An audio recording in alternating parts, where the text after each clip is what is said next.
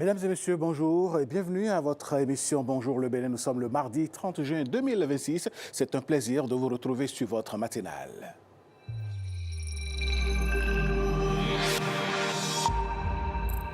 On va recevoir notre premier invité dans un instant. Aujourd'hui, nous parlerons d'un programme qui se déroule dans nos lycées techniques et collèges spécifiques.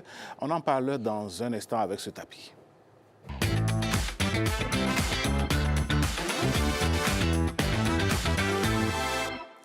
Dans nos lycées techniques s'enseigne l'intelligence artificielle. Mesdames et messieurs, on va en parler ce matin avec un spécialiste, je dirais même quelqu'un qui enseigne cette matière. Et puis, ceux qui sont allés au bac technique savent de quoi on parle. On pourra peut-être les mettre sur un certain nombre de pistes, leur donner un certain nombre d'idées, histoire de voir la correction qui a démarré depuis hier, ce à quoi s'attendre dans quelques jours. Mais avant, je reprécise que notre objectif sur ce plateau n'est pas de faire des corrigés types ou bien un corrigé type selon lequel vous aurez travaillé ou non. Mais nous voulons partager ces connaissances-là avec nos téléspectateurs. Monsieur Cedro Babatunde, bonjour. Bonjour, monsieur Alain. Vous allez bien, j'espère? Je vais bien, par la grâce de Dieu. Alors, on parle de plus en plus de l'intelligence artificielle. J'ai même l'impression qu'elle nous envahit où que nous soyons. À votre avis, c'est quoi concrètement, si on doit rappeler l'intelligence artificielle? Bon, l'intelligence artificielle, comme vous le savez, ça fait partie de notre quotidien. L'intelligence artificielle, ça ne date pas d'aujourd'hui. C'est une suite normale, une suite logique du progrès scientifique. L'ordinateur a été créé avant pour aider l'homme à automatiser ses tâches et à accomplir de façon efficace tout ce qu'il accomplit comme tâche. Et là, nous avons constaté que le progrès scientifique a continué et a mené les ordinateurs à ne plus donner l'information, mais à créer de la connaissance. Et l'école, d'ailleurs, nous donne la connaissance, le savoir-être et le savoir-vivre. Alors, quand on parle de l'intelligence qu'on associe aujourd'hui à l'enseignement, quel est le lien, en réalité, de l'intelligence artificielle avec l'enseignement? Oui, je répondrai pas à la dernière question en disant que c'est l'enseignement qui a donné naissance à l'intelligence artificielle. Donc, si on peut parler ici, l'intelligence artificielle est une fille de l'enseignement. Ça veut dire quoi? L'enseignement, l'intelligence artificielle utilise les outils, utilise les matières, utilise les notions apprises dans les classes suivant les niveaux. Vous voyez, depuis le primaire, on nous enseigne déjà l'arithmétique. Et après l'arithmétique, on nous fait passer aux mathématiques. Ça veut dire quoi? Déjà au primaire, on nous enseigne déjà les unités, les opérateurs arithmétiques logiques. Et lorsque vous passez au secondaire, lorsque vous passez au lycée technique, on vous apprend maintenant d'autres éléments, par exemple les itérations, qu'on appelle aussi les boucles, les loupes. On apprend au lycée, je parle beaucoup plus du lycée parce que c'est là... Parlons des lycées, puis c'est là que vous enseignez. Vous voyez, particulièrement en IMI, vous voyez, il y a tout un programme. Et on commence déjà par des basiques. Vous voyez, il y a une notion, il y a une matière fondamentale, une matière dénominateur de toute matière d'ailleurs, qu'on appelle l'algorithmique. Et après ça, nous avons les bases de données. Donc, nous avons l'intelligence artificielle qui n'existe et qui ne fonctionne qu'avec ces deux choses, pour ne pas dire trois. L'algorithmique, parce que d'abord, il y a d'abord l'algorithmique qui permet de poser le problème, de voir les manières, les procédures à utiliser pour résoudre ce problème. Maintenant, l'algorithmique, ce n'est pas un langage humain, ni machine. C'est semi-humain, semi-machine. Donc, lorsque vous finissez, vous êtes libre de demander à n'importe quel langage dont vous maîtrisez, qui vous semble utile pour résoudre ce problème. Vous allez maintenant faire appel à cet appel dont vous maîtrisez pour dire à l'ordinateur oui. Puisque l'ordinateur ne parle pas le langage humain, vous êtes appelé à discuter avec l'ordinateur. Donc, vous irez à l'école de l'ordinateur. Et donc, il y a différents types de langages qu'on peut utiliser avec l'ordinateur. Et là... Oui, allez-y, allez-y. OK. Et là, quand vous finissez, l'intelligence artificielle utilise ce qu'on appelle des modèles, qui sont le cerveau, même de cette machine qui permet d'analyser, de raisonner par elle-même, cette machine, de prendre des décisions. Donc, nous voyons dans notre environnement immédiat, nous disons tous les jours, nous assis dans nos smartphones, dans les systèmes embarqués, et ainsi de suite. Alors, vous qui êtes analyste programmeur, vous enseignez ces matières dans nos lycées et collèges. C'est vrai que quelqu'un qui nous suit en ce moment, qui a son téléphone, peut savoir de quoi on parle, mais quand on laisse de côté le téléphone, dans notre vie de tous les jours, quelle est l'influence de l'intelligence artificielle sur nous? Ouais, ça s'impose à nous, au fait. Ce n'est pas que ça nous influe, ça s'impose à nous. Quand vous prenez votre smartphone, vous voyez, j'ai eu une grande soeur qui m'a envoyé un message la fois passée, mais elle dit, mais tata, c'est toi qui as écrit ce message. Parce que l'intelligence artificielle l'aide. Il connaît son sens, Ses sens d'intérêt. Son sens d'intérêt. Il sait ce qu'elle aime. Il sait un peu, parce qu'il est habillé, faire quoi? Enregistrer ces données dans une base, dans une immense base de données, pour pouvoir puiser, pour dire telle personne, voici ce qu'il aime, voici ce qu'il semble écrire. Donc, c'est la notion des mathématiques appliquées, de la statistique, de la probabilité, qui est même la force de l'intelligence artificielle. Donc, tous les jours, vous voyez, quand vous allumez votre ventilateur, et que vous voyez que pour ne pas consommer de l'énergie, il y a des capteurs qui sont là, qui permettent de faire quoi? On appelle comme les différents, il y en a tellement. Donc, il analyse l'environnement, il voit la température. Donc, pour économiser de l'énergie, on peut éteindre d'abord ça, même quand vous le commandez. Parce que lui, il travaille de façon intelligente. Donc, on associe cette technologie aux équipements, à beaucoup de choses aujourd'hui, et on ne peut plus s'en passer. Alors, monsieur Cedro, dites-nous, puisque l'intelligence artificielle s'impose à nous aujourd'hui, c'est vrai qu'on l'enseigne dans les lycées, mais du primaire à l'université, à votre avis, avec les réalités d'aujourd'hui, à quel niveau l'on devrait insérer davantage l'enseignement de l'intelligence artificielle dans nos curricula de formation? OK, merci beaucoup, monsieur Alain. Ce qui est évident, c'est tous les jours, nos enfants utilisent déjà l'intelligence artificielle. On ne peut plus les empêcher. Ils manipulent déjà les téléphones. Ils manipulent déjà l'intelligence artificielle. Ils manipulent déjà beaucoup de choses que nous-mêmes, nous ignorons. La problématique est à quel niveau devrait-on insérer ce programme dans le curricula de formation des élèves pour que ça soit utile pour leur environnement immédiat et la nation et l'humanité. Je pourrais dire que lorsque l'enfant ne maîtrise pas les basiques et on lui met directement, vous savez, on interdit aux enfants de ne pas utiliser les calculatrices à l'école lorsqu'ils composent, malgré qu'on sait que les calculatrices sont utiles et dans le futur, ils doivent utiliser. Mais on dit non, réfléchissez par vous-même et après, vous allez faire usage de ces outils. Donc là, déjà dans l'enseignement au primaire, l'enfant peut faire des recherches avec l'intelligence artificielle, ce n'est pas encore un problème. Au secondaire, ce n'est pas encore un problème. Mais lorsqu'on va insérer, on pourrait insérer ce qu'on appelle la paresse intellectuelle. Et là, vous voyez, les sommités de l'enseignement travaillent déjà. Il y a des réformes profondes qui sont en train d'être mises en place pour pouvoir insérer à un moment donné ces outils. Je ne suis pas trop qualifié pour dire là où ils doivent le mettre. Ils sont mieux placés pour le faire. Ils connaissent mieux. Ce qui est sûr, le Bénin s'est engagé sur cette route-là en dédiant tout un ministère à l'intelligence artificielle aujourd'hui. Aujourd'hui, vous voyez, on a dédié un ministère spécialement pour cette cause. C'est de quoi? C'est l'importance qu'on voit. Et vous savez, l'intelligence, elle ne nous nourrit que des données. Et c'est l'homme qui est appelé à fournir ces données à l'intelligence artificielle.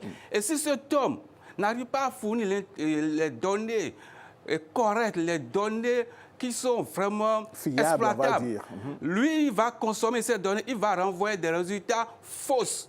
Et là, il y a l'homme qui est en amont et en aval de l'intelligence artificielle. C'est pourquoi le président Oumbéji pouvait dire il n'y a que de richesse que d'hommes. Donc le capital humain est tellement important et on doit préserver le savoir-faire de l'homme pour pouvoir aider, accompagner l'intelligence artificielle à être utile et non à abrutir les enfants. Justement, aujourd'hui, tout le monde utilise l'intelligence artificielle. Elle crée même de la musique, elle crée des tests, elle écrit des rapports de séances ou de travail, de stage à votre place. Est-ce que finalement, l'homme ne devient pas paresseux, comme on le dit. Oui, donc on pourrait dire que l'intelligence artificielle est une menace pour l'enseignement. Je ne dirais pas une menace, mais c'est une opportunité. Ah oui. Et encore plus, une force. Là, quelqu'un dit, on dit force, faiblesse, menace et opportunité. L'intelligence artificielle est une force. On ne doit pas voir l'intelligence comme une menace. Parce que quoi? Si vous êtes dans une classe et vous avez le premier de votre classe, vous n'allez pas chercher à le combattre, mais vous allez vers lui pour dire quel est ton secret. Comment fonctionnes-tu pour être toujours premier? Parce que, anyway, l'intelligence artificielle dépasse les capacités d'analyse, la performance d'analyse de l'homme. Nous prenons peut-être des jours, des mois à résoudre un problème, mais à quelques millièmes de secondes, il peut le faire. Et là, vous voyez que l'intelligence artificielle apporte un plus. Donc l'homme ne doit pas voir l'intelligence artificielle comme une menace, mais quoi? Collaborer avec l'intelligence artificielle pour rendre efficace son rendement. Et d'ailleurs, on dit souvent que l'intelligence met beaucoup de gens au chômage. Et ce n'est pas sûr. L'intelligence artificielle met les diplômés au chômage. Ah oui, quelle est la différence? Oui, mais les diplômés au chômage, mais ne met pas les compétents au chômage. Ah. C'est quoi la nuance, monsieur Sergio? Oui, vous avez le diplôme. J'ai fait bac, plus 2, plus 3, licence, doctorat, mais je ne peux pas être utile à la société. Là, il y a un problème. Lorsque l'État investit avec ses moyens, forme les enseignants, et après, l'enfant qui finit le bac, il finit l'enseignement, il dit l'école ne sert à rien. Mais ça, it is a curse. C'est dangereux. Lorsque l'État forme quelqu'un, c'est pour qu'il soit utile. Et particulièrement les scientifiques, un scientifique créé, c'est une solution pour la nation. Mais on crée tellement de scientifiques et après ils disent ils n'ont pas trouvé à faire. Non, il y a tellement de problèmes dans la cité qui peuvent apporter leur plus. Et l'autre disait, le célèbre écrivain, j'oublie son nom, Wole Soyinka, il dit, le tigre ne proclame pas sa tigritude, mais il bondit sur sa proie et la dévore. Donc lorsque les scientifiques voient un problème, lui, sa matière, c'est quoi? Trouver les problèmes et résoudre les problèmes. Le citoyen n'est pas quelqu'un qui est riche, le scientifique. Il se met au service des autres. Vous voyez un peu les cadres qui nous suivent. Ils ne sont pas à la lumière. Ils sont derrière. Ils vous apportent leur aide, leur soutien. Ce sont des scientifiques, ce sont des techniciens qui ont appris leur métier, leur job. Mais ils ne sont pas à la page. Vous voyez Einstein, l'histoire de Einstein, qui a créé les lampes. Vous voyez un peu, qui a été renvoyé de l'école parce qu'on a dit qu'il est un cancre. Il ne connaît rien. Et l'école dit aujourd'hui, qui ne renvoie plus les écoles, il ne renvoie plus les élèves. Même si l'élève est cancre, ce sont les élèves cancres d'aujourd'hui qui deviennent les PDG de demain. Et donc il faut les accompagner. Il faut les accompagner, il faut les réorienter. Dites-nous, M. Sergio, pour aller vers la fin de cet entretien, oui. L'intelligence artificielle, quand nous prenons par exemple les tests, quand on fait des recherches sur Internet, aujourd'hui, même les applications sont dotées directement d'IA, les téléphones viennent avec leur intelligence artificielle. Est-ce que la parole de l'intelligence artificielle est parole d'évangile? On ne peut pas confier toute sa vie à l'intelligence artificielle. Et on ne peut même pas confier, et on se méfie même des résultats. Même l'intelligence même dit des fois que les résultats sont susceptibles d'être fausses. Ou bien de se méfier. Lui-même, elle-même sait en question que ce n'est pas une certitude, parce que c'est une probabilité. Il se dit, la probabilité est forte que ce que cette personne demande, que ces résultats qui génèrent lui ressemblent. Et si ce n'est pas bon pour vous, vous le redemandez encore. Pour dire, refais-moi encore ce travail, ce n'est pas de mon goût. Et il tente encore toujours de vous satisfaire. Donc, on ne peut pas se confier à 100% au résultat, malgré que si vous avez des informations qui sont correctes, fiables, vous pouvez être certain à 99% que ce que l'Internet vous fournit est une bonne résolution. Eh bien, M. Babatunde Didier Sergio, nous avons parlé ce matin de l'intelligence artificielle enseignée dans nos lycées et collèges. Et vous pensez qu'il faut l'introduire le plus tôt possible dans les curricula de formation. Si vous, en tant qu'enseignant de ces matières-là, du haut de vos expériences, quels conseils donnerez-vous à ceux qui attendent d'avoir le bac, qui seront les prochains étudiants? Quel rapport peuvent-ils avoir réellement avec l'intelligence artificielle pour s'en sortir dans 2, 3, 4, 5 ans? Oui, l'intelligence artificielle est un outil qui les aidera à vite évoluer dans leur recherche scientifique. Parce que lorsqu'on va à l'université, on ne va pas à l'université pour apprendre, mais pour acquérir des connaissances. Donc le bac n'est pas bienvenu au chômage, mais c'est bienvenu à la compétence. Donc lorsque vous allez là-bas, c'est d'utiliser les outils de l'intelligence artificielle pour renforcer vos capacités.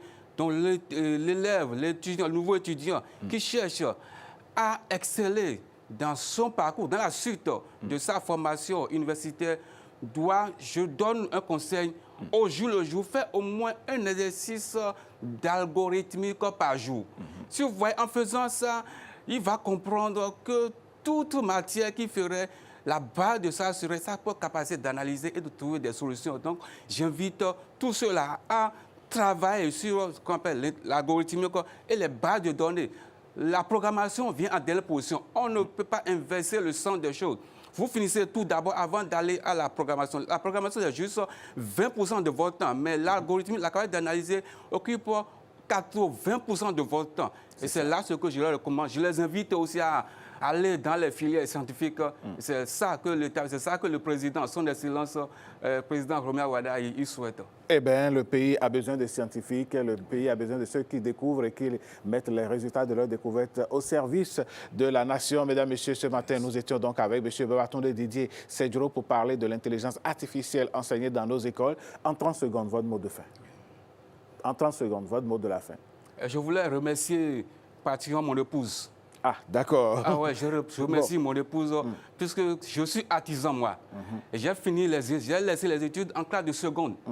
Et j'ai abandonné les études à cause des vicissitudes de la vie. Papa est mort très tôt, il n'y a plus de moyens. J'étais premier de ma classe. Mais comment vous faites pour alors aujourd'hui enseigner l'algorithmique et tout le reste aux enfants? Oui, quand je l'ai mariée, elle a dit, oui, mon chéri, tu dois continuer les études. Ton papa est mort, mais la vie n'est pas terminée. Et tu dois continuer les études. Et là, c'est elle qui m'a mise à l'école.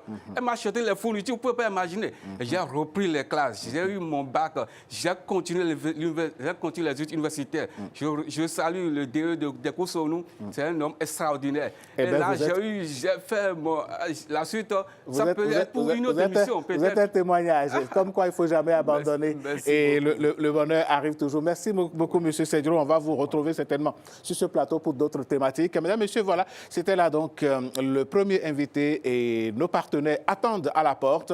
Nous leur ouvrons le portail tout de suite.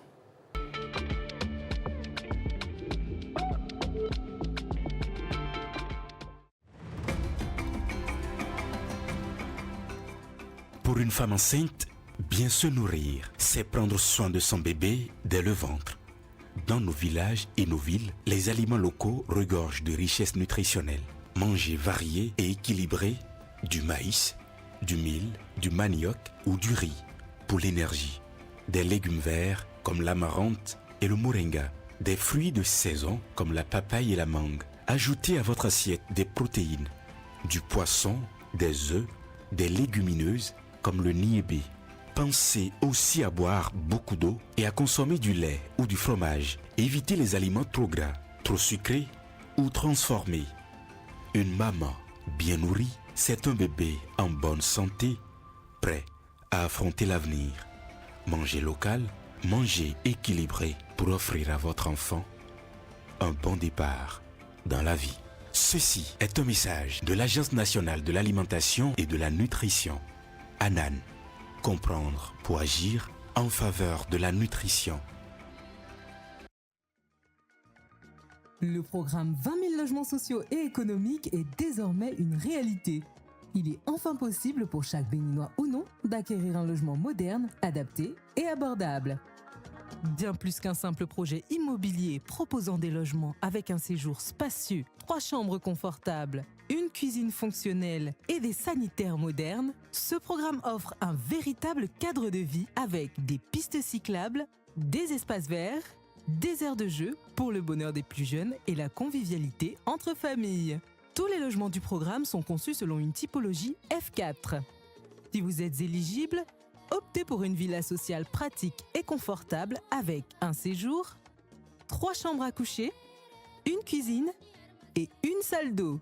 Sinon, choisissez parmi l'un des 3 types d'appartements économiques avec toujours un séjour, 3 chambres à coucher, une cuisine, 2 salles d'eau, une buanderie et un balcon. Ou alors, notre top produit, une villa plus grande et plus spacieuse avec un séjour, 3 chambres dont une parentale avec salle d'eau attenante, une deuxième salle d'eau, une cuisine, une arrière-cour, une chambre de service et un garage. En location achat, avec des mensualités étalées sur 25 ans selon le type de logement choisi, en achat au comptant ou en location simple pour appartements économiques. Les villas sociales sont exclusivement réservées aux fonctionnaires de l'État béninois sous condition d'éligibilité. Quant aux logements économiques, ils sont ouverts à tous sans distinction de nationalité. Fonctionnaires, salariés du secteur privé, artisans, agriculteurs, commerçants, professions libérales, retraités, béninois de la diaspora et bien d'autres encore. Retenez bien, le programme 20 000 logements offre à toutes ces cibles résidant au Bénin ou de toute autre nationalité l'option privilégiée de la location achat sur une durée de 25 ans pour les logements économiques. Dès que vous êtes attributaire de votre logement, vous n'avez qu'à payer 1 mois de caution et votre première mensualité et vous recevrez vos clés. Payez ensuite vos mensualités avec possibilité de lever l'option d'achat à tout moment. Vous devenez ainsi propriétaire avec des mensualités à partir de 97 000 francs CFA pour un logement social. Pour tout savoir sur le programme, les logements disponibles, les conditions d'accès et les étapes pour devenir propriétaire, consultez la plateforme programmelogement.bj pour réserver votre logement en un clic. Le programme 20 000 logements, c'est l'assurance du confort moderne accessible à tous.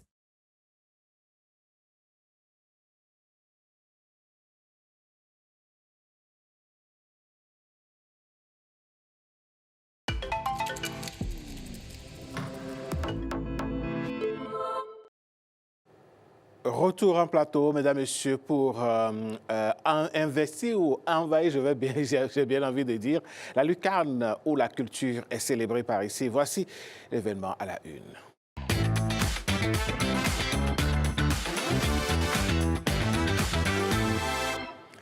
Ce matin, Patrick Dessous reçoit pour nous un écrivain. Cela n'arrive pas tous les jours, en tout cas, c'est pas courant par ici. Dans un premier plan, on va parler donc d'un ouvrage, Coupable. Bonjour, oui. Patrick. Bonjour Alain Sochoumé, ce matin, un matin pluvieux. Ouais. Oui. C'est la saison des pluies. Hein. C'est la saison des pluies. On ne va pas se plaindre. Oui, on ne va pas se plaindre. Mais vous n'êtes coupable de rien. Non, pas coupable de quelque chose, non. Coupable d'être venu à l'heure, d'être ponctuel comme chaque matin, et coupable de nous retrouver avec un écrivain. Parfait. Un écrivain qui n'est pas des moindres, c'est un écrivain qui a reçu un grand prix au Bénin. Mais Alain Sochoumé, vous avez parlé de quelque chose tout à l'heure, je voudrais revenir rapidement sur ça. Vous avez parlé de l'intelligence artificielle. On ne va pas parler de l'intelligence artificielle pour l'ouvrage, mais on va parler du Bénin, de tout le Bénin qui se retrouve dans l'ouvrage. L'intelligence artificielle ce jour, parce que cette journée est la journée mondiale des réseaux sociaux. Vous avez oublié de le souligner. On est dans l'événement à la une, on le dit. Et pour pouvoir planter le décor de cet ouvrage, nous suivons cet élément qui nous parle de l'ouvrage et qui nous parle de l'auteur rapidement. Titre, Coupable. Genre littéraire, roman. Auteur, Fousseni Tanko Banakoroji. Prix Jean Plia de la fiction, Grand Prix littéraire 2024. Nombre de pages, 174. Maison d'édition, Légende. Préfacier, Dr Tanguy Agoyi, chroniqueur littéraire. Contenu, une vedette camerounaise de la chanson disait, citation, « Toi qui dis que la femme, c'est quoi? C'est toi qui es quoi ?» Fin de citation. Pour avoir ignoré cette sagesse profonde, Bourgerma, brave paysan de Gambaka, voit sa vie dégringoler, haï et presque banni au motif de l'injure inacceptable faite à Kadi, son épouse. Le personnage s'exile dans la douleur et l'humiliation, à la recherche d'un monde meilleur. Au bout de son parcours, il revient, transformé, et devient la pomme de discorde entre les femmes de Gambaka et leurs époux. La question épineuse que pose l'auteur est juste de savoir si un homme peut valeureusement s'accomplir sans la femme, si un époux peut en toute liberté porter atteinte à la dignité de son épouse et vivre heureux. Coupable, un roman qui nous plonge dans les tragédies de la vie de couple. Coupable. Oui. Et donc, voilà, Coupable, dont l'auteur est sur ce plateau. Monsieur Fousseni, bonjour et bienvenue à la maison. Bonjour, monsieur le journaliste. journaliste. Oui. Bonjour, monsieur. Pourquoi pour coupable? D'abord, c'est la première question. Ce titre, coupable. Coupable de quoi? Coupable de Je quoi vous dans la remercie. société? Je vous remercie. En effet, c'est un titre un peu énigmatique. Oui. Parce que pendant longtemps, j'ai écrit sur les femmes. Oui. Et presque tous mes ouvrages portent sur la femme. Oui. En 6 ans, vous avez En écrit 6 ans, ces cinq- ouais, cinq c'est le ouvrages? 6e roman. C'est le 6e roman. Ouais, en chaque 6 année, ans. j'essaie d'écrire un roman. Oui. Et dans mes parutions antérieures, les femmes ont beaucoup fléchi. D'accord. Elles ont pensé que je prenais parti pour les hommes. D'accord. Et je leur disais non, que avant de dire que le devant de quelqu'un est sale, la devanture de quelqu'un est sale, il faut d'abord voir si chez soi on est propre. D'accord. Donc, dans la succession des naissances, je suis 8e. Donc, ma maman a fait 7 filles et c'est après que je suis venu. D'accord. Après moi, il y a eu encore 3 et j'ai vu leur vie, j'ai vécu les douleurs de maman quand mes soeurs revenaient à la maison suite à une dispute, à une mésentente avec leurs époux. Oui. Donc, j'ai d'abord cherché à replacer la femme dans son rôle, dans la tradition africaine. Oui. Donc, c'est ce que j'ai fait parce que j'ai compris que c'est ça qui a permis à nos mamans de garder leur foyer durant des millénaires. D'accord. Et j'ai pensé que nos sœurs, en allant à l'école occidentale, devraient apporter un plus, voyez, pour renforcer les acquis de nos grands-mères. Mais il s'est passé un phénomène où aujourd'hui, il y a beaucoup de déconfiture au niveau des couples. Et j'ai dit à mes sœurs, gardez-vous tranquilles lors de mes lancements. Je sais qu'il y a des hommes qui ont des comportements toxiques et le moment venu, on va lever un pan sur ces genres de comportements. Et c'est comme ça que j'ai pris l'exemple de Bourguerma, Oui. qui a eu un comportement hautement toxique vis-à-vis de son épouse. D'accord. Donc, c'est en cela que lui-même, il le reconnaît. Lui-même, il s'est reconnu coupable. Donc, d'où le titre. Vous parlez de ce personnage-là. De ce personnage, il est coupable vis-à-vis de son épouse et vis-à-vis de la société. Donc, il s'est senti coupable et il était obligé de bouger, de quitter le village. Et vous-même, vous étiez senti coupable, vous avez reconnaître coupable d'avoir parlé plus des femmes. Maintenant, vous reconnaissez que les hommes, il faut en parler. Non, non, je ne suis pas coupable. Je suis un observateur de la société et on va par étapes. D'accord. Donc, j'ai voulu que mes sœurs, d'abord, essaient de revoir. Est-ce que dans leur comportement, il n'y a pas des biais qui permettent aux hommes de les acculer de cette façon? Oui. Est-ce que c'est une distorsion de l'histoire des couples? Donc tout ça, là, j'ai étudié et à la fin, j'ai compris que, en fait, l'attitude décalée de nos épouses, de nos sœurs d'aujourd'hui, tire son énergie du comportement toxique des hommes. Il y a beaucoup d'hommes qui ne se comportent pas en responsable vis-à-vis de la femme. Et nous savons tous que la femme est sacrée parce qu'elle est porteuse de vie. Et la grande question, c'est est-ce qu'un homme peut vivre heureux sans sa femme? Oui, c'est la grande question que nous posons. Oui. Parce que très souvent, nous les écrivains, nous posons les problèmes. Et la société essaie de décortiquer. Est-ce qu'un homme peut vivre heureux en piétinant sa femme? Je ne crois pas. Je ne crois vraiment pas. Et ça s'illustre à travers ce roman. C'est un roman de 174 pages, comme vous l'avez dit, où voici un paysan qui est revenu des champs. Et il se reposait sous le manguier. Sa femme faisait la vaisselle à côté.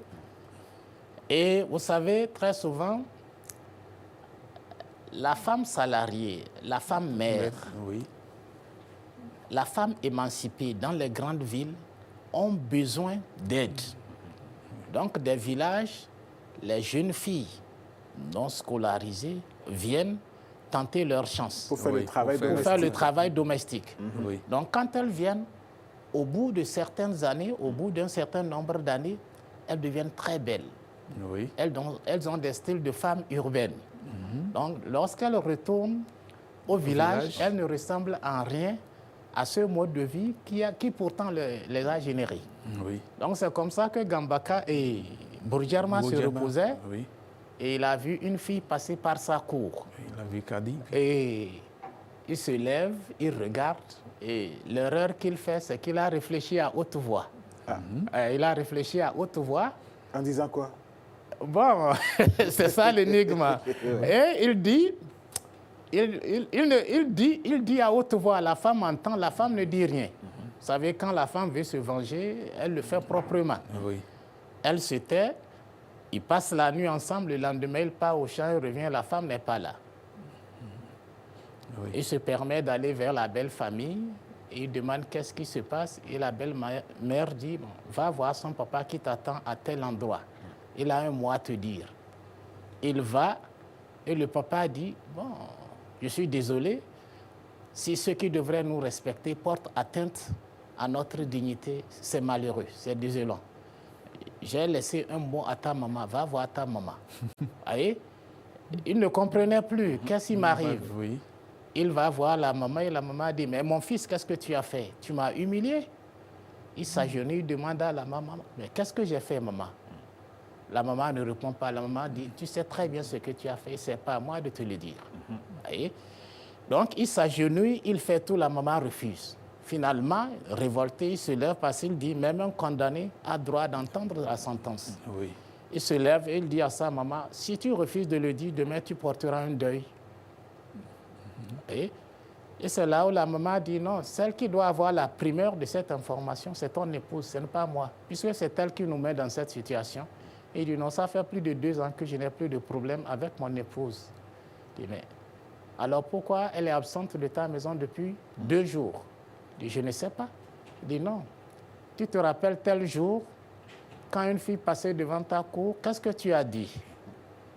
Sûrement que ta femme a ajouté un peu de son grain de sel, mais tu as dit quelque chose. Et c'est en ce moment qu'il s'est rappelé. Et qu'est-ce qu'il a dit? La fille était tellement belle qu'il dit, bon, en voilà des femmes sur lesquelles un vrai homme doit coucher. Et nous, à défaut, on dort sur le sol nu. Voyez-vous? Il a osé comparer. Il a osé comparer à un sol nu. Voilà, ouais. Et il a traité sa femme de sol nu. C'est grave. Voilà, c'est grave. C'est une insulte, c'est une injure. Voilà, c'est pourquoi nous parlons de coupable. Quand il oui. s'est rappelé, il a vu vraiment qu'il a dépassé les bornes. Oui. Donc, c'est ça. Et on vous a laissé raconter parce que c'est comme ça, vous êtes un narrateur. Dans votre ouvrage, Oui. c'est de la narration. À la page 88, j'ai souri quand vous avez raconté comment un homme qui est efficace, enfin qui n'est pas très efficace au lit pour sa nuit de noces a dû appeler son ami bien sûr. pour le remplacer. Bien sûr. Est-ce que ce sont des histoires vécues ou bien vous avez inventé tout de toutes pièces? Non, nous sommes dans la société, tout peut arriver. Au contraire, quand nous parlons, nous diluons. Parce que nous sommes de la famille royale et il y a des choses qu'on ne devrait pas dire sur notre peuple. Même s'il faut le dire, il faut choisir des termes. Les codes voilà, il faut choisir des codes. Donc, nous diluons. Sinon, c'est des faits de société, c'est vérifié. Alors, Monsieur Fousséni Tanko Banakoroji, vous avez écrit 5 romans dédiés pratiquement à la femme. Oui. Ça n'était pas d'accord avec vous. Mais dans vos dires, on a l'impression que vous privilégiez le mode de vie de la femme rurale, de la femme de la tradition africaine. Oui. Mais au-delà de ça, l'Afrique évolue, le Bénin évolue, la femme aussi doit évoluer. Est-ce que l'on ne va pas vous taxer d'antimodernisme si vous voulez forcément que la femme qui est allée à l'école occidentale, comme vous avez dit tout à l'heure, ne peut pas s'exprimer au goût du jour comme il faut? Non. Lorsque vous parcourez les pages, vous verrez que nous avons dit que le féminisme n'est pas d'aujourd'hui. Oui. Le féminisme est typiquement humain dans toutes les sociétés. Vous voyez, même au village, faites semblant d'attaquer une femme. faites semblant de vouloir mal parler à une femme. Tout de suite, les hommes qui ne connaissent même pas cette femme vont sortir pour la défendre. Donc, c'est dire que notre société a des règles. Et ces règles-là ont confié une place importante à la femme. La place de l'Amazone est là pour dire que dans le passé, il y a eu des femmes qui ont la même bravoure que les hommes. Vous allez à Neki, il y a Nyokogi qui est là, qui est la sœur du roi, qui gère aussi une partie du pouvoir. Quand vous allez, par exemple, à Djougou, le roi ne peut pas sortir s'il n'y a pas un panel de femmes devant. C'est les femmes qui restent devant avant que le roi ne sorte. Donc, notre société a évolué, bien sûr, mais on ne va pas faire moderne pour le plaisir de faire moderne quand notre société est en train de connaître des confitures graves, de déstabilisation. Nous devons à un moment donné penser, mais qu'est-ce qui a fait que le couple a vécu autant de nos parents? Et qu'est-ce qui fait qu'aujourd'hui, les jeunes couples ont des problèmes? Donc c'est dans ce sens que Banakoroji est en train de travailler. Il faut revoir les codes sociaux. Qu'est-ce qui a permis à la société? Parce qu'une société qui ne respecte pas la femme n'est pas une société de progrès. Vous êtes d'accord avec moi? Donc, dans les temps anciens, nos pères n'ont jamais violenté nos mères, nos grands-mères. Ça n'a jamais existé. C'est vrai qu'il y a des distorsions. Je connais qu'il y a des distorsions. Mais ça n'a pas été institutionnalisé. Donc, c'est des écarts.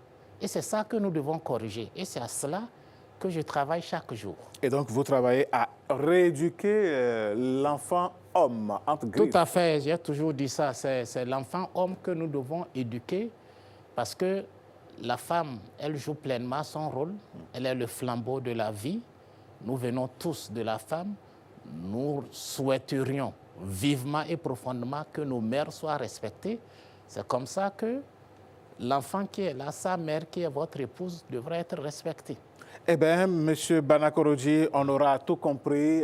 On espère lire davantage vos livres. Merci d'être passé sur ce plateau. Comme je le dis toujours à nos invités, ici, c'est chez vous. Merci beaucoup. Bienvenue. Merci beaucoup. Merci de nous revenir. C'est moi qui vous remercie. Vous me permettrez, avant de partir, de porter une pieuse pensée pour mon ami Idjiwa, Akpo Dieudonné, qui m'a beaucoup inspiré, qui m'a beaucoup aidé. Un collègue, un confrère, voilà, un collègue qui s'en est allé il y a un an. Ça fait un an déjà.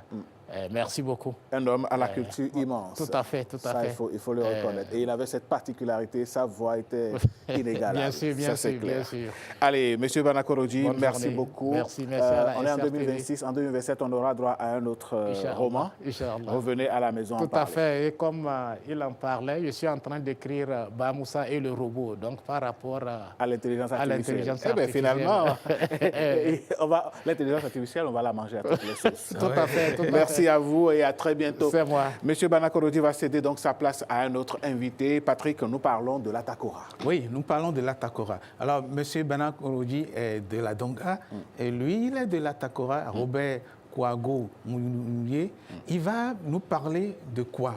D'un séminaire, un séminaire qui va parler de l'attractivité, j'y arrive, de l'Atakora. Un séminaire qui va nous parler de réflexion sur comment chaque région doit se valoir, doit se faire valoir.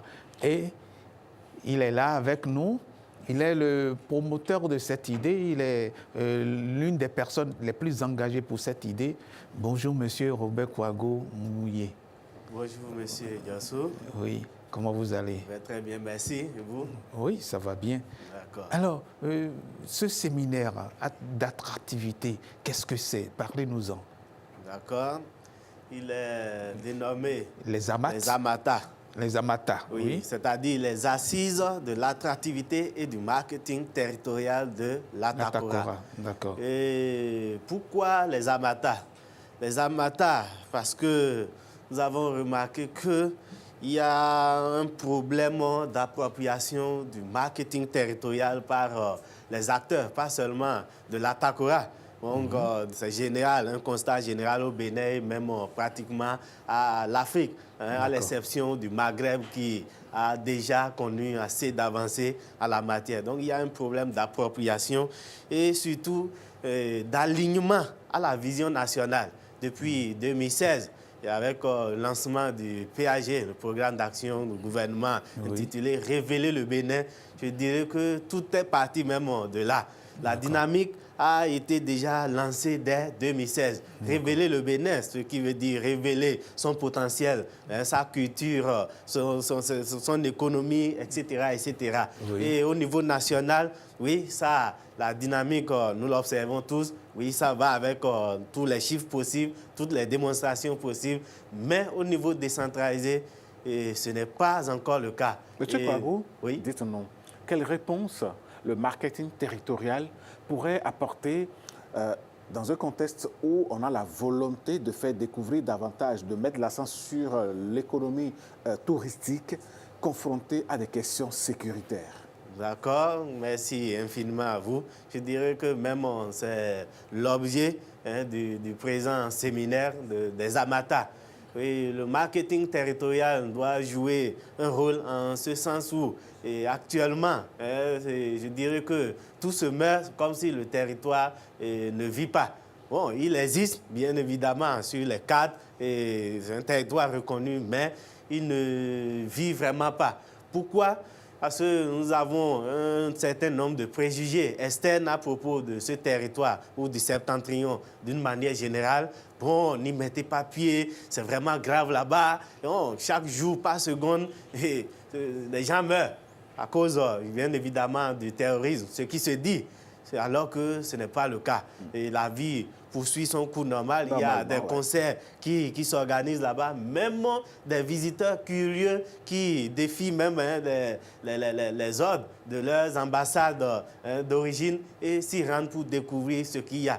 Malheureusement, les acteurs eux-mêmes ne portent pas un narratif pour un peu contrer ces préjugés, ces différents préjugés. Donc, toute l'actualité qui est alimentée autour de la région, c'est qu'il y a terrorisme et il faut fuir. Et localement et même à l'étranger, nous avons une personne bien reconnue, dénommée Alphonse Kouagou. Il est un ex-administrateur de la Banque mondiale. Il a donné son propre témoignage. Il est rentré au pays avec une Américaine. L'ambassade dit, pas question, tu n'y mets pas pied. Pourtant, c'est avec Alphonse, il devait s'y rendre. Alphonse dit, c'est chez moi, je rentre tout le temps. Même pas à Nadi-Tengou, dans mon village, à Tampé-Gré, j'y passe des nuits. La vie, vraiment, elle poursuit son cours normal. Et laissez un peu les préjugés. L'ambassade dit niet. Il dit, une autre expérience, un partenaire voudrait accompagner un jeune à créer une ONG. Mais lorsque le partenaire a appris que l'ONG aura pour siège Nadi-Tengou, le partenaire a commencé à se retarder. Il dit non, pas question. Vous savez qu'il y a l'insécurité là-bas. Et donc, il est important de recorriger cette image dans la tête des gens. Qu'on le veuille ou pas, le Bénin reste et demeure en sécurité. Oui. Quelles que soient les incursions que les personnes mal intentionnées sont en train de faire, l'armée béninoise est au front et protège son pays. Voilà, effectivement. Et donc, on peut investir sans inquiétude dans la Takora. Oui, c'est effectivement le cas. Après, alors, les Amata, du moins, auront lieu quand et où? Ce sera du 10 au 11 juillet 2026 à Nadi-Tengou, précisément à l'hôtel Kaba, dans la salle de conférence. Et cela consistera en quoi exactement? Parce que vous n'avez pas encore dit en quoi ces assises consisteront. D'accord. Et ces assises sont constituées de panels. Oui. Et bien évidemment, les thématiques sont formulées sur la base des potentialités culturelles, touristiques et économiques. Donc, il y a tout un lot de panels qui embrassent pratiquement tous les secteurs de manière transversale. Et les participants? Oui, les participants. Nous ciblons les élus qui ont l'initiative du marketing territorial. Parce que je dirais que le rôle que nous, jeunes, nous sommes en train de jouer maintenant, ce sont les élus qui devraient le jouer, mobiliser l'ensemble des acteurs. mais nous avons observé, et c'est pourquoi je parlais du problème d'appropriation. Donc, notre démarche consiste à leur faire comprendre comment ça marche, ce que c'est que le marketing territorial, bon, quels sont ces outils, ces leviers, et leur garantir notre disponibilité, nous qui ne sommes pas là-bas. Et faire en sorte que la TACORA revienne au centre des intérêts qui portent à développer notre pays. Exactement. Monsieur Kouagou, merci beaucoup. Vous savez ce que moi j'aime particulièrement quand je vais à Nati Tengou? J'adore me lever très tôt le matin et de voir la ceinture de montagne dans le brouillard. Ça donne une belle vue de la ville de Nati Tengou. J'adore. Allez, merci, on vous souhaite beaucoup de succès les 10 et 11, c'est ça? 10 et 11 juillet 2026. 10 et 11 juillet 2026 à Nati Tengou. Nati Tengou, les assises du marketing territorial au niveau de la TACORA. Merci, M. Kouagou. On vous retrouve très bientôt. Patrick, ça va être aussi rendez-vous demain? Oui, rendez-vous demain, par la grâce de Dieu. Allez, merci beaucoup. Merci. Mesdames, Messieurs, nous allons poursuivre cette émission et tout de suite, ça va être santé.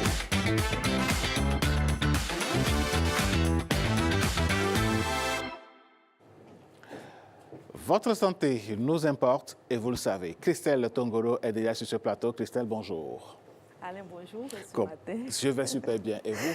Ça va très bien. Ce matin, nous parlons de quoi? Alors, ce matin, on parle d'un sujet qui va certainement intéresser les hommes, mon cher monsieur. Prenez place pour nous écouter. On s'intéresse à la circoncision, ce que dit la médecine. Que dit la médecine de la circoncision? Ce premier acte que quelqu'un pourrait comparer à un acte de violence fait sur l'homme. Vous avez invité donc un spécialiste de la question sur ce plateau pour nous en parler. C'est cela. Et pour nous entretenir, nous avons le plaisir de recevoir ce matin le professeur Josué Avakoujo, chirurgien urologue et chef service de la clinique universitaire d'urologie andrologie du CNHU HKM. Bonjour professeur, bienvenue à vous. Bonjour madame, bonjour monsieur. Bonjour professeur Avakoujo, bienvenue à la maison. Merci pour l'invitation. Alors, la circoncision, M. Avakoujo, est une pratique très répandue sous nos cieux, on le sait. D'un point de vue médical, comment l'expliquez-vous exactement? Bon, merci beaucoup. La circoncision est un acte médical qui consiste à enlever une partie du prépuce. Le prépuce étant l'enveloppe qui recouvre l'extrémité de la verge. Et donc, cette pratique est faite par plusieurs corps de métier. Actuellement, il y a des médecins, des chirurgiens, mais également des personnels paramédicaux qui sont compétents en la matière. Mais c'est un acte qui est millénaire et était effectué tantôt par des religieux dans différentes religions monothéistes, mais également par des barbiers. Selon des cultures, cet acte sa relation est dédiée à des personnes. Elle a plusieurs bénéfices. Pour la médecine moderne, la circoncision a été un outil de lutte contre la propagation des infections sexuellement transmissibles. Notamment à l'époque où le VIH-Sida faisait une flambée en Afrique, l'OMS, à travers des études menées, a démontré que circoncire les hommes de certaines régions réduisait le port du virus et donc sa transmission à la partenaire. Cela a entraîné la validation et la promotion de la circoncision volontaire dans des pays, l'Afrique de l'Est, l'Afrique centrale, etc., puisque dans ces pays-là, la circoncision était une pratique qui n'était pas obligatoire. Donc, pour dire que, premièrement, c'est une mesure d'hygiène, hygiène au niveau médical, parce que, voilà, pour le moment. Ça veut dire que systématiquement, quand un garçon naît, tout de suite, on doit le circonscrire? Non, ce n'est pas obligatoire. Enfin, en réalité, si dans votre culture, ce n'est pas obligatoire, aucune contrainte. L'hygiène de la verge est plus facile lorsqu'on est circoncis. Plus facile. Mais un homme peut décider, ou bien une famille peut décider de ne pas circoncire son garçon jusqu'à l'âge adulte. À ce moment, on lui apprend l'hygiène. L'hygiène consiste à découvrir la verge pour nettoyer les sécrétions qui se font autour. Nous l'appelons smegma. Donc, ces sécrétions doivent être nettoyées comme on brosse. Chaque matin, on brosse les dents ou bien chaque soir, on brosse les dents. Donc, l'homme qui se lave, quand l'enfant depuis le bas âge, on doit l'apprendre à décaloter sa verge et laver avec de l'eau du savon. Si cette pratique d'hygiène est apprise et intégrée par le garçon, il peut vivre toute sa vie sans avoir besoin d'être circoncis. D'accord. Alors, quelles sont les... C'est vrai que vous venez d'évoquer comme principale raison l'hygiène. La circoncision permet notamment, selon l'OMS, de lutter contre certaines infections. Alors, est-ce qu'il y a d'autres raisons, justement, qui peuvent amener le corps médical, selon vous, les urologues, à demander une circoncision? Il y a une maladie qui arrive chez les bébés que nous appelons phimosis. C'est un jargon pour dire que le prépuce serre, garrotte le bout du pénis et l'enfant n'arrive pas à uriner. Ah, d'accord. Oui. Et donc, l'enfant va crier, il n'arrive pas à uriner. Donc, il faut faire une opération pour dégager le bout du pénis. Exactement. Cette opération, on peut la faire à minima, c'est-à-dire que juste inciser la partie qui bloque et laisser le prépuce en place. Mais pour éviter que ça ne se reconstitue, les parents ou les chirurgiens peuvent décider de faire la circoncision. Donc, le blocage de l'urine chez l'enfant garçon peut être une occasion au cours de laquelle le chirurgien pratique la circoncision. Donc, ça, c'est pour sauver la vie de l'enfant, pour qu'il puisse uriner. Voilà. Et beaucoup de parents, sans doute, se posent cette question-là. À quel âge spécialement il faut faire circoncire les enfants? On peut circoncire un enfant à tout âge, du J1, premier jour de vie, jusqu'à l'âge avancé, adolescence. Mais chaque âge a ses délicatesses. Et pour circoncire un enfant, il faut faire l'anesthésie, même si c'est ne serait-ce que local. Et si le praticien ne maîtrise pas le dosage, un bébé peut mourir pour circoncision. Parce qu'on lui a peut-être mis l'anesthésie à une dose qu'il ne fallait pas, ou bien que l'enfant qui a une semaine, un mois, on ne connaît pas encore à quoi il est allergique. Donc, l'anesthésie de la circoncision peut être la première manifestation de l'allergie. Et s'il n'est pas dans un hôpital où on est préparé à gérer une urgence de ce genre, l'enfant peut se refroidir dans les mains de celui qui... Et donc, c'est pour ça que certains parents ont peur d'amener leurs parents et leurs enfants à l'hôpital ou bien faire une circoncision au jeune âge. Dans des communautés, on attend... Personnellement, je proposerais qu'avant d'aller à l'école, l'enfant soit circoncis. Donc, 3 ans, 5 ans, c'est un âge où il est grand, il est conscient et il peut participer également à l'état parce qu'on le fait en parlant avec lui. Il est éveillé, on discute, on le rassure et quand la nécessité est bien faite, l'enfant tolère. Avant l'âge scolaire, c'est un bon âge, mais il n'y a pas d'âge idéal. C'est ça. Professeur Avakoudio, dites-nous, est-ce qu'il y aurait un lien entre la circoncision et le développement ou non de la verge? Le lien sera effectué si la circoncision est mal faite. Parce que la circoncision consiste à enlever seulement le prépuce. Mais lorsque le praticien manque d'extérité, il peut couper trop de peau. De la verge. Voilà, de la verge. Donc, la verge sera sous tension. Parce qu'il doit maintenant suturer la peau à une partie du gland. Donc, il tire sur la verge et donc contraint la verge à rester dans une muselière. Dans ce cas-là, la verge ne peut pas se développer correctement parce qu'on a créé une contrainte physique à la verge. Il y a également des gens où la verge est mal suturée ou même coupe le gland. Pas maladresse, parce qu'ils ont fait la circoncision à l'aveugle. Il y a des cas où le praticien utilise des fils qu'il ne doit pas utiliser. Donc, il n'utilise pas le bon matériel. Normalement, on doit utiliser des fils délicats, faire des sutures simples. Et donc, il crée des déformations sur la verge. C'est dans ce cas-là qu'on peut avoir une complication, une conséquence de la circoncision sur le garçon. Autrement, quand c'est bien fait, en principe, il n'y a pas de conséquences pour l'homme qui a bénéficié de circoncision. Ceci m'amène à vous poser une autre question. C'est ma prochaine question, mais je vous laisse la même. On va jouer là. Alors, professeur Avakoudio, c'est vrai que dans le bon vieux temps, dans la tradition africaine, le garçon, c'est au petit matin, il est réveillé, il dort même, on le réveille. Le temps de se rendre compte, c'est une brûlure qu'il a entre les jambes. Le praticien traditionnel est passé par là. Est-ce qu'en matière d'hygiène, ça pose un problème? Exactement. Oui, ça pose problème. Ça mesure des couteaux utilisés sur des générations. Mais vous savez, lorsque derrière il y a l'aspect religieux, les gens passent outre le côté hygiène et on mettra les infections sur le coup du sort. le mauvais sort. Mais nous pensons qu'il est important de former même les médecins traditionnels à des notions d'hygiène. Certains ont commencé à l'intégrer, utiliser une lame à usage unique.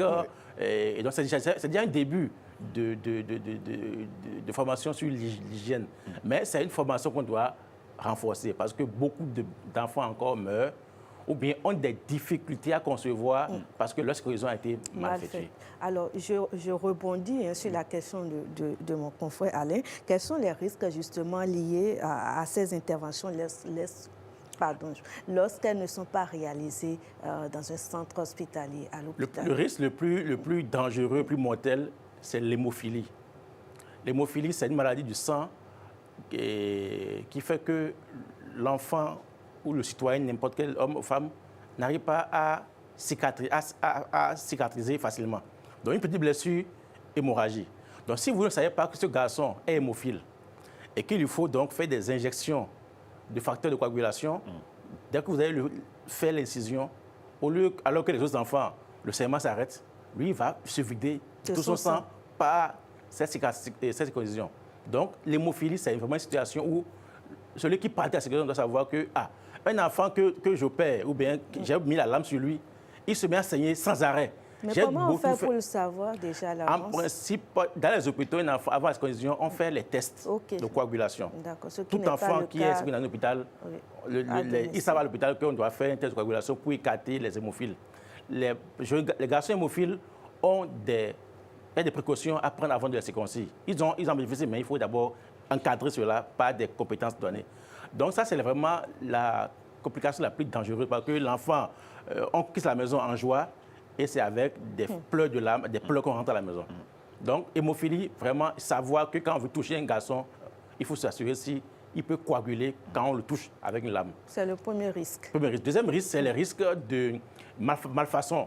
Ça, c'est celui qui coupe le bout du pénis du garçon. Ou bien, il y a des risques qui viennent à long terme. Parfois, en voulant trop arrêter l'hémorragie, on crée un trou dans le pénis. Et l'enfant qui va uriner, il n'urina pas de trou. L'urine ne sortira pas le trou normal, que nous appelons méa, un autre trou qu'on appelle fistule. Donc, il va uriner en arrosoir. Et ça demande beaucoup. Il faut encore maintenant aller à l'hôpital. Un geste qu'on a payé, que je vois des panneaux publicitaires dans la ville, dans les feux rouges. Un geste qu'on a payé 5 000 francs pour faire à la maison, à la va-vite. On peut finalement dépenser 1 million pour le réparer. Donc, parce que quand ça devient compliqué, on demande l'expertise. Parfois, il faut repérer pour que ce tout nouveau trou qu'on a créé sur le pénis de l'enfant. Alors qu'il aurait fallu simplement aller à l'hôpital à l'époque. Est-ce qu'il peut y avoir des risques d'infidélité également? D'infertilité également? Les risques d'infertilité vont survenir lorsque le médecin qui a pratiqué la circoncision n'a pas été vigilant à une malformation du bout de la verge. En réalité, ce n'est pas tous les garçons qui ont besoin d'être circoncis en urgence. Lorsque le chirurgien ou bien le médecin, le praticien découvre le gland, il doit regarder. Et en regardant le gland, parfois il y a des enfants qui naissent avec des malformations où le bout du pénis se déplace. Si le bout du pénis se déplace, lors de l'acte sexuel, le sperme tombera entre les cuisses de la femme, au lieu d'aller devant. Et donc, cette malformation qu'on peut guérir par l'opération se sert du prépuce. Nous l'appelons hypospadias. Donc, lorsqu'un garçon a une hypospadias, on doit surseoir la circoncision, amener l'enfant chez un chirurgien pédiatre ou bien un neurologue qui va reconstituer, déplacer le pénis et l'orifice mal formé vers le sommet où il va se situer. Autrement, ce garçon, lorsqu'il fera un acte sexuel, le sperme n'ira pas là où il faut, il sera infertile. D'accord. Alors, docteur, c'est vrai que sous nos cieux, la pratique, elle est courante, hein, mais comment expliquez-vous le fait que, enfin, dans d'autres pays, les pays occidentaux, par exemple, les gens n'ont pas recours à cette pratique-là? Est-ce qu'ils sont épargnés des risques d'infection, tout ce qu'on dénonce ici? Oui, non, comme je vous l'ai dit, l'infection existe. Ils ont appris à gérer l'hygiène. Ils ont appris à décaloter le gland à leurs enfants, à le nettoyer avec de l'eau simple, bien de savon, quand ils se lavent. Donc, c'est que dans ces pays-là, les garçons ont appris à gérer leur hygiène. Parce que contrairement à ce que nous pouvons penser, nous qui sommes dans les pays où la circoncision est la culture, la norme. Pendant l'érection, le prépuce expose le gland. Donc, quand la vagine est en érection, on ne voit plus le prépuce, que ce soit du coup. Donc, l'acte sexuel est fait de la même façon chez celui qui est circoncis que celui qui n'est pas circoncis. Donc, cela étant, en Occident, il y a quand même des religions monothéistes dans lesquelles il y a des gens qui sont circoncis à 8 jours. Il y a des religions où l'enfant à 8 jours, déjà, on le circoncis. Et il y a d'autres, ce n'est pas culture. Il y a des pays, des hommes qui viennent de l'Afrique, de l'Asie, que également des pratiques culturelles liées à la circoncision. Ne pas circoncire un garçon porte sur les parents l'éducation à l'hygiène. C'est vraiment ça le mot. Sinon, il y a des responsabilités qui suivent. Voilà. Sinon, il y a des infections qui vont se localiser et se cacher sous le prépuce. Donc, l'enfant peut avoir des infections urinaires à répétition. Donc, c'est important donc, de dire que si on décide de garder le prépuce en état, le parent doit enseigner à l'enfant comment gérer son hygiène. D'accord. Je pose la question et comprenez que je sois emballée par le sujet parce que je suis maman de garçon, Alain. Donc, si je vous suis très bien, il est bien possible de ne pas faire circoncire son enfant, tout simplement, dès lors que l'hygiène, elle est respectée. Oui, c'est bien possible. Maintenant, si vous êtes en Afrique ou bien dans un quartier en Europe où votre enfant va en classe et qu'il va faire avec ses copains la compétition qui pisse loin, qui pisse plus loin, il sera complexé parce que ses camarades vont se moquer de lui. Okay. Donc, si vous ne forgez pas un mental qui tient, il va l'impression qu'il est un mauvais garçon. Parce que son zizi, en guillemets, n'est pas le même que le zizi des autres garçons. Donc, je pense qu'il faut le dire, apprendre à s'accepter, accepter le choix que ses parents lui ont fait. Et tout à l'heure, monsieur l'a dit, et certains pensent que c'est aussi une violence. Parce que les parents ne prennent pas la vie du garçon avant de le circoncire. Et donc, certains penseurs estiment que ce choc, surtout dans le contexte où c'est à chaud, sans anesthésie qu'on le fait, et parfois fait qu'il y a des traumatismes que l'enfant garde dans son inconscient, subconscient, qui le font devenir ci ou ça quand il sera adulte. Donc ça, c'est un débat qui ne va pas être tranché tout de suite. Et voilà.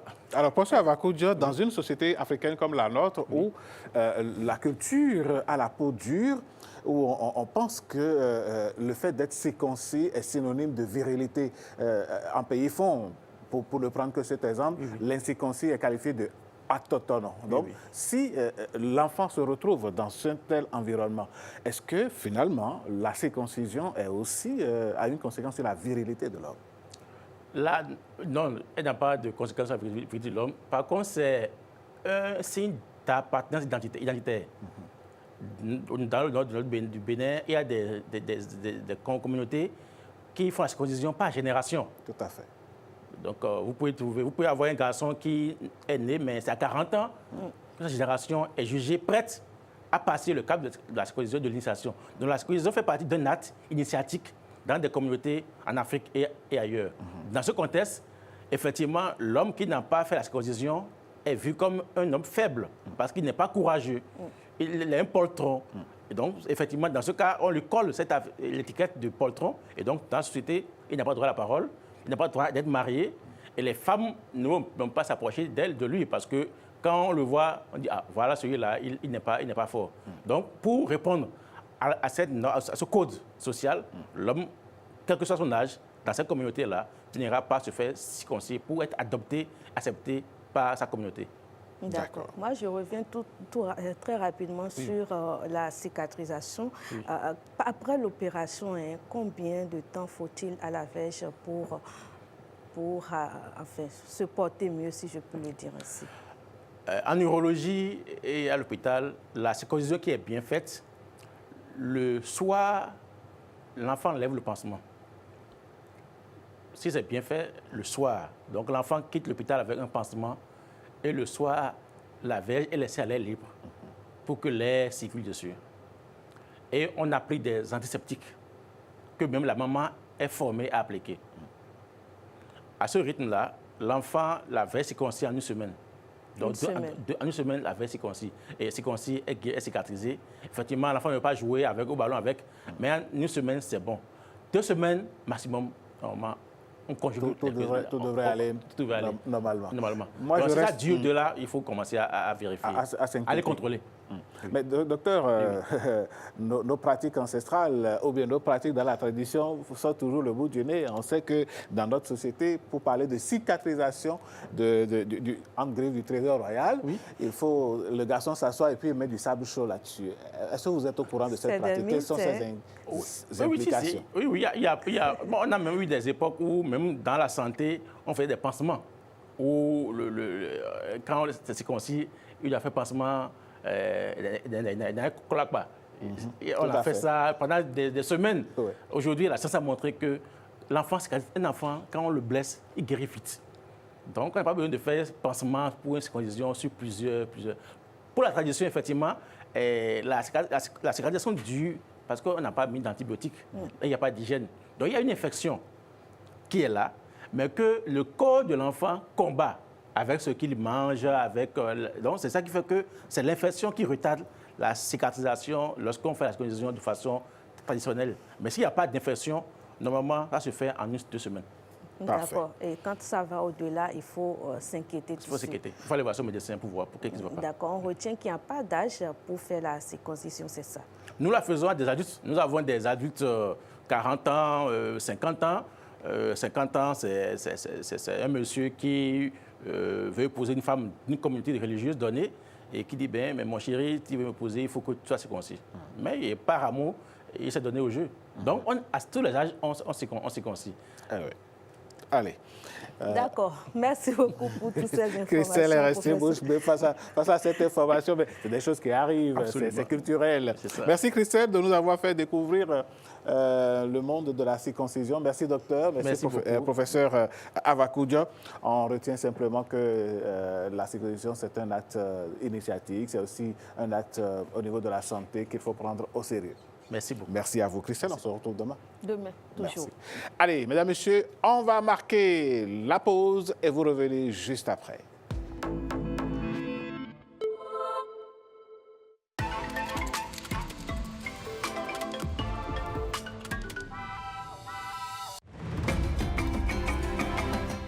Ils sont partout, dans les boutiques, à la maison, à l'école, et nos enfants en raffolent. Les aliments ultra transformés, biscuits, bonbons, nouilles instantanées, chips, boissons sucrées, snacks, gâteaux, pizzas industriels, les saucisses et saucissons. Ce sont des aliments fabriqués par l'industrie dont la composition naturelle a été fortement modifiée. Le problème, bien qu'ils soient faciles d'accès, pratiques et prêts à être consommés, les aliments ultra transformés contiennent très peu de nutriments utiles, presque pas de vitamines, presque pas de fibres, mais en revanche, ils sont très riches en sucre, en sel, en mauvaise graisse, en colorants et additifs chimiques, ce qui ne fait aucun bien à la santé.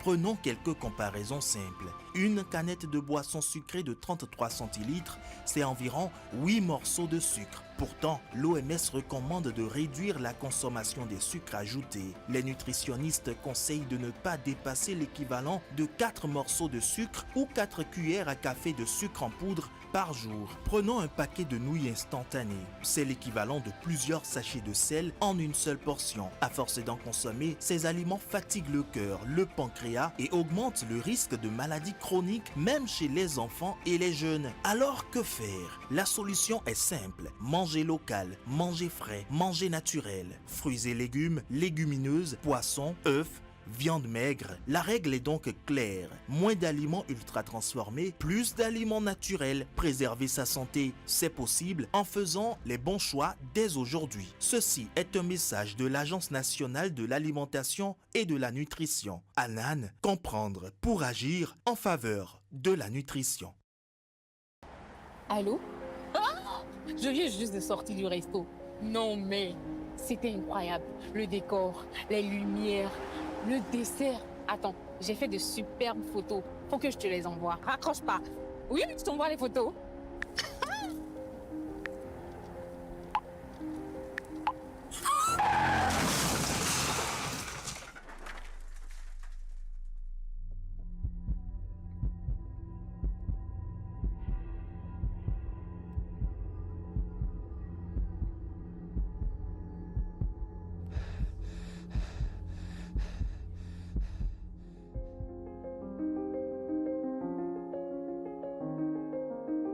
Ensemble, disons oui au port de casque, stop à l'excès de vitesse, à la distraction au volant et à l'alcool avant le volant.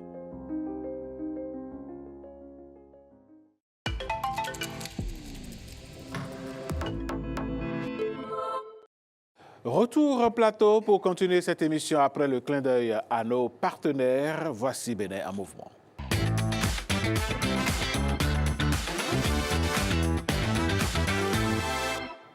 Le Bénin qui est en mouvement, c'est chacun de ses citoyens qui, avec sa particularité, apporte quelque chose au développement de notre pays. Et ce matin, cela ne va pas rater puisque nous allons parler d'un cas totalement atypique, quitter le salariat pour l'entrepreneuriat. Jennifer, bonjour. Bonjour Alain, comment allez-vous ce matin? Je vais bien.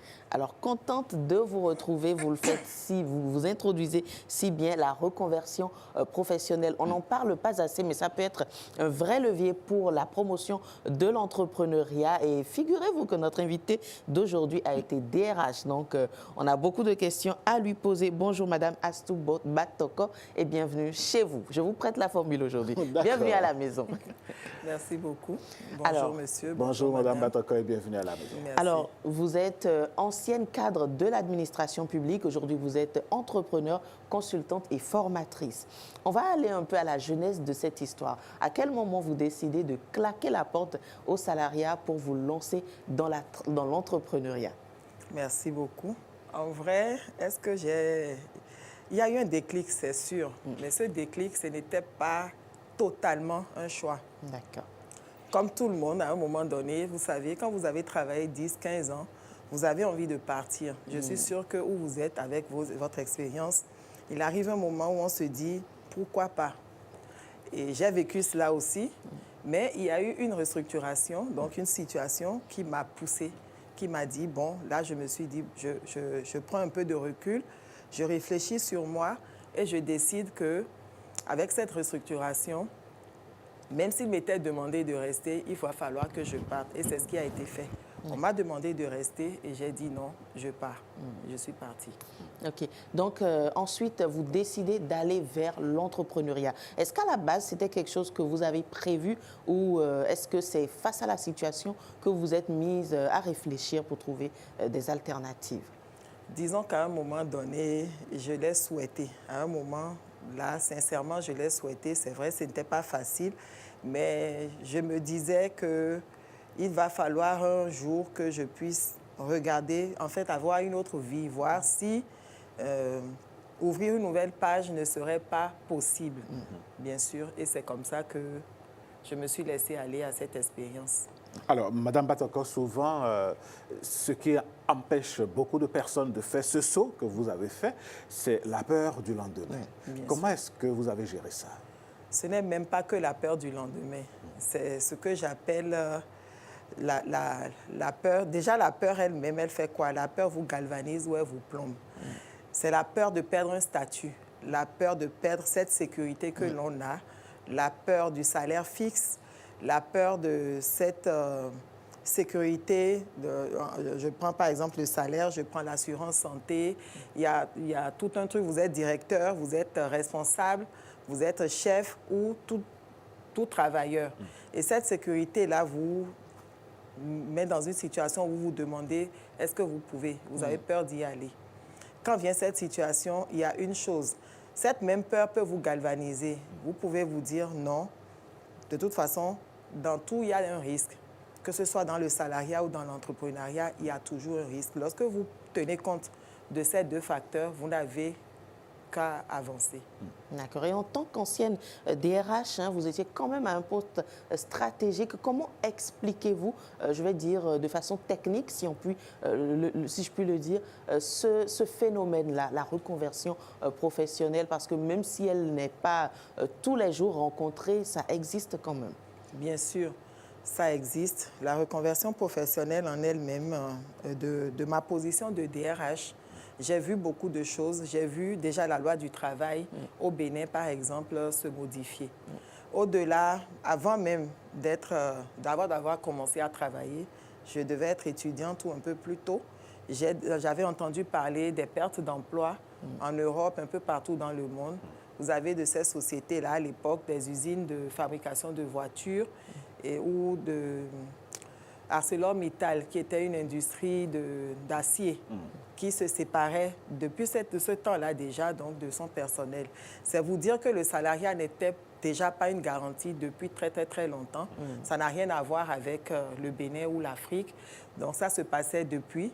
Et vous savez, quand quelque chose se passe en général dans ces pays-là, quelques années après, ça retombe chez nous, n'est-ce pas, sous l'Afrique subsaharienne surtout.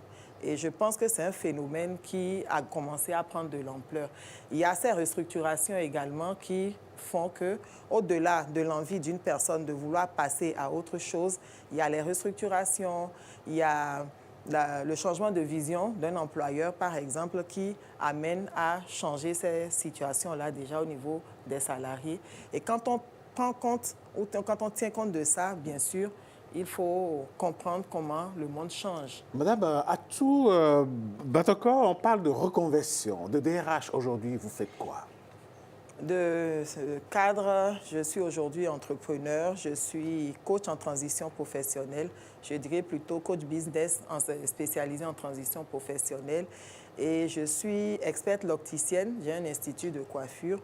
J'ai pu donc dans la foulée faire une formation à Accra en réalisation et en entretien de l'ox. Aujourd'hui, je fais de la formulation cosmétique également, et des produits cosmétiques et capillaires que je peux utiliser sur mes clientes à l'Institut.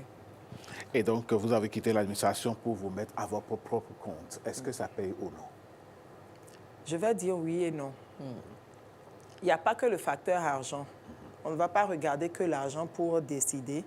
On va regarder également l'épanouissement de l'homme. On va regarder le bien-être. Donc, il n'y a pas que l'argent. Ça n'a pas été facile. Mais lorsqu'on a structuré, lorsqu'on a pris son temps pour organiser, on est apte à continuer. Je l'ai dit tantôt, il n'y a pas de risque zéro, ni dans le salariat, ni dans l'entrepreneuriat. Alors là, vous m'emmenez à me rendre compte que quand même, c'est un mal pour un bien parce que d'un côté, lorsqu'il y a cette reconversion, forcément, on quitte un emploi, c'est peut-être une main, un bras valide qui est parti, mais quelque part, est-ce que ça ne contribue pas à l'entrepreneuriat, au développement de secteur de l'entrepreneuriat chez nous, sous nos Totalement, totalement, parce que je me retrouve dans une position où je crée de l'emploi, je paye mes impôts. D'ailleurs, dans le salariat, on paye également ses impôts. Mais là, on est dans un écosystème qui est en train de se développer. Et avec le background qu'on a, avec les compétences qu'on a acquises toutes ces années durant, c'est le moment de mettre toutes ces compétences-là à la disposition de soi-même, mais aussi de l'activité qu'on est en train de mettre en place. Donc, on s'accoude sur la base de tout ce qu'on a comme connaissance. Et il y a peut-être des gens qui nous suivent ce matin qui sont peut-être dans une situation où ils sont en train de réfléchir à quoi choisir. Vous avez parlé de coiffure et de bien d'autres secteurs. Qu'est-ce qu'on doit suivre comme instinct ou quel doit être le déclic pour faire ce choix-là? Déjà, il faut apprendre qu'il ne faut même pas attendre un déclic. D'accord. Tel que je viens de parler avec le changement qui peut arriver à tout moment, il ne faut pas attendre forcément un déclic. Il faut déjà se préparer. Et puis, quand une situation intervient, là, vous êtes prêt. Après, bien sûr, lorsque vous avez tout ce background, que vous avez toutes ces connaissances et que vous avez envie de partir, c'est également le moment. Voilà, celle-là, par exemple, je la vois à l'écran, je peux dire, comme elle, c'est une jeune sœur à l'ENAM qui a travaillé, je pense, 10 ans au moins et qui a décidé de partir. Elle n'est pas restée à attendre une restructuration. Vous comprenez? Donc, à un moment donné, vous partez. Vous partez ou lorsque vous n'êtes même pas prêt et que vous avez quand même structuré quelque chose à côté, si jamais une restructuration ou une situation vient vous y obliger, vous vous retrouvez dans une posture de quelqu'un qui a déjà structuré quelque chose. Et donc, c'est là que moi, je parle aux femmes pour leur dire, aux femmes et aux hommes, bien sûr, parce que ce qui concerne une femme concerne généralement également l'homme. Je rencontre des hommes qui sont épuisés, des hommes qui ont envie de passer à autre chose, et pourquoi pas? Alors Madame Atou, si vous le permettez, je voudrais vous demander ceci. Prendre la décision d'une reconversion est certes personnelle, mais est-ce qu'elle n'a pas de l'influence sur le reste de la famille? Quelle pourrait être la partition jouée par les autres membres de la famille pour l'équilibre? On a besoin d'être soutenu par la famille, par la communauté. On a besoin donc d'être soutenu par ses proches d'une manière ou d'une autre pour pouvoir avancer. Alors, vous êtes également coach, hein, je le répète toujours, toujours avoir un autre arc à sa corde, toujours avoir une autre corde à son arc, pardon. Mais lorsqu'on veut développer ses compétences, lorsqu'on veut avoir une autre corde à son arc au cas où, comment se préparer pour être sûr que cela va porter ses fruits et qu'on ne va pas trop être en ballottage? À mon avis, c'est un processus en 3 étapes. Et là, c'est ce que je fais pour accompagner des femmes ou des hommes qui le souhaiteraient. Ce que je fais, c'est vous emmener déjà à avoir de la clarté. La clarté sur qui vous êtes, où est-ce que vous voulez aller. Après ça, vous mettez en place une stratégie. Puisque quand vous savez ce que vous voulez faire, vous vérifiez sur le marché si ça peut effectivement prendre sur le marché. S'il y a un besoin auquel vous voulez satisfaire. Voilà. Et lorsque vous faites le point de tout ça, vous passez à un plan. Après ce plan, vous êtes prêt à sortir. Vous sortez ou vous restez. Le jour où il y a une restructuration, vous partez. Ou vous êtes vraiment prêt, vous commencez à tester. Et quand vous êtes prêt, que vous vous rendez compte que ça vous procure déjà suffisamment de moyens, que vous pouvez partir, vous partez. Parce qu'il y a également le levier financier. Donc, on ne part pas du jour au lendemain, on ne part pas sur un coup de tête. Alors, toujours avoir donc une corde à son arc, se préparer en conséquence. Et justement, vous faites une formation dans ce sens. Vous avez une formation en vue. On a une conférence en vue bientôt. On va former des femmes et des hommes qui le souhaitent à comprendre la nécessité, à prendre conscience et à comprendre la nécessité de se préparer pour partir. On retient, Alain, que ce soit du côté de l'entrepreneuriat ou du côté salarial, c'est le Bénin qui avance, se donner à fond. Lorsqu'on est salarié et lorsque ça ne marche pas, créer son entreprise et contribuer à révéler le Bénin, n'est-ce pas? Et même quand ça marche en tant que salarié, il faut toujours regarder derrière et voir s'il ne faut pas prévoir quelque chose. L'imprévu peut être aussi prévu. Absolument. Je retiens cette phrase, elle est bien belle. L'imprévu peut être aussi prévu. Merci, Madame Atou Batokor. Vous êtes anciennement cadre de l'administration, spécialiste des ressources humaines. On dit aujourd'hui capital humain, c'est ça? Oui. Et puis, vous êtes installé à votre propre compte. On espère que bientôt, vous aurez d'autres entreprises, pourquoi pas. C'est le Bénin qui va gagner, puisque vous allez continuer à créer des emplois. Voilà. Merci à vous. Et ici, en tant que coach, vous êtes à la maison. Revenez quand vous voulez.